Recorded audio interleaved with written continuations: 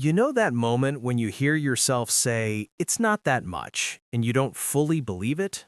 Not I'm broke, not I'm irresponsible, just a small, quiet tension that shows up in weird places. In your chest when your partner asks what you want to do this weekend, in the way you get defensive over a $40 delivery order, but you barely react to a $400 car payment because that one feels locked in the half second after you check your card balance and think, I'm fine, then immediately start doing mental math you didn't ask for. If you're fighting about money, especially the same arguments over and over, there's a good chance you're not actually fighting about money, you're fighting about fear. And the scary part is, it doesn't feel like fear. It feels like logic. It feels like being realistic. It feels like you don't get it. Let's build a picture. You're a student in a high-cost city. You're not trying to live large. You're trying to live normal. Your monthly after-tax income is somewhere around $4,200, or, if things are a bit better lately, maybe $5,200. That's not nothing. On paper, it sounds workable. And that on paper part matters, because in real life, rent doesn't care that you're trying. Rent just shows up. So let's say your rent is $2,200 for a studio or a shared place that still somehow costs studio money. In a high-cost area, that's not a dramatic number. It's a rough estimate, but it's conservative for a lot of U.S. cities. Add utilities and internet, call it $200 combined, another rough estimate. Phone, maybe $60. Renter's insurance, maybe $15 to $25. None of this feels like the problem. It's just the background noise of being an adult. Then there's the car.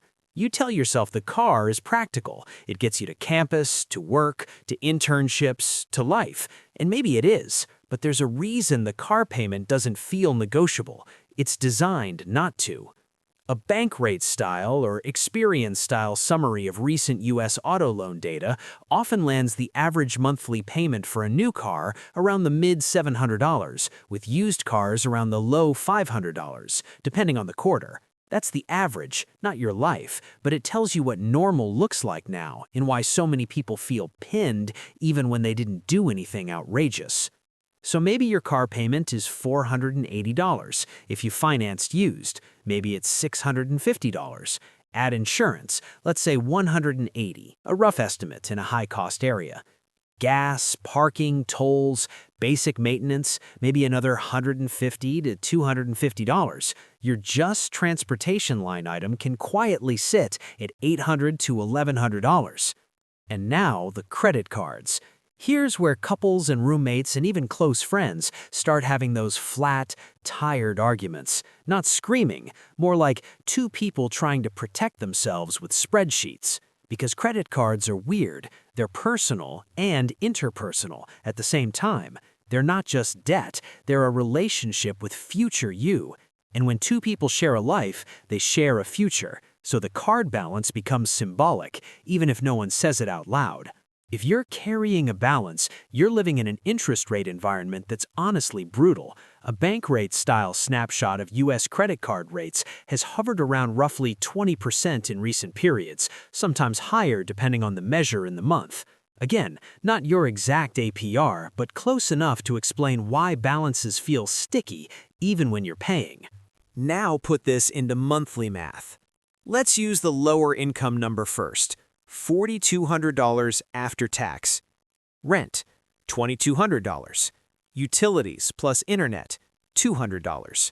Phone plus renter's insurance, $80. Transportation, payment plus insurance plus gas/parking, let's call it $900 as a conservative midpoint. Groceries, maybe $350 to $450 if you're trying, depending on your habits and city. Call it $400 as a rough estimate. Basic subscriptions, toiletries, meds, small life stuff, $150.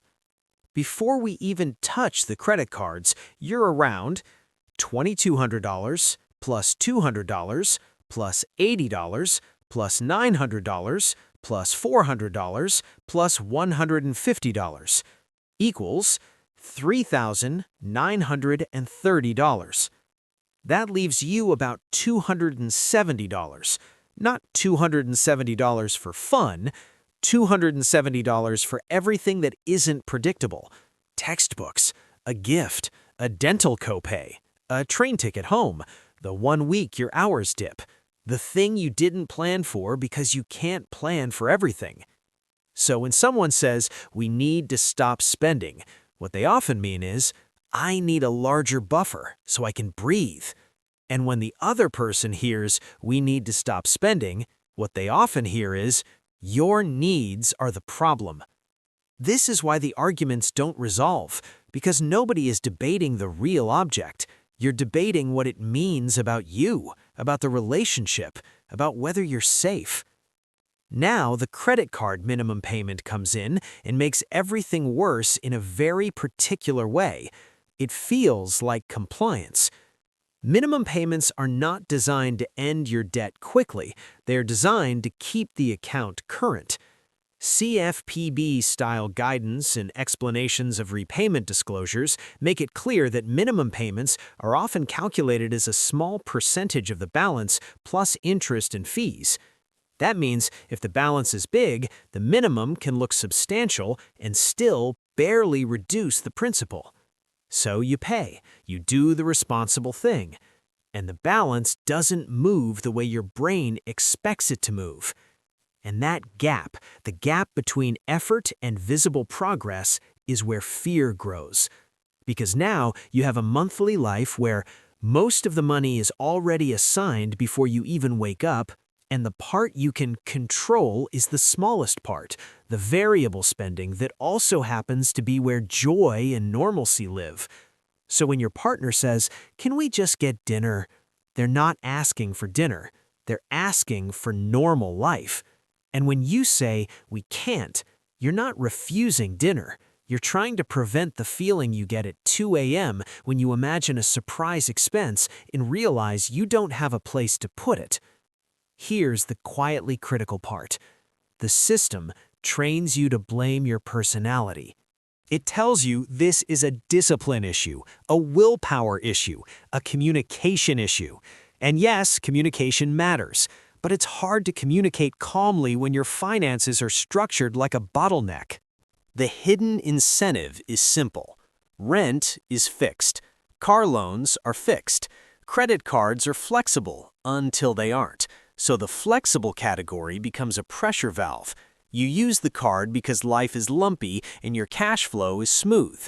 Then, interest punishes the fact that life is lumpy, and the more you rely on the valve, the more expensive the valve becomes. You can be intelligent and still fall into this pattern because your brain is doing something completely reasonable. It's prioritizing immediate stability over long-term efficiency.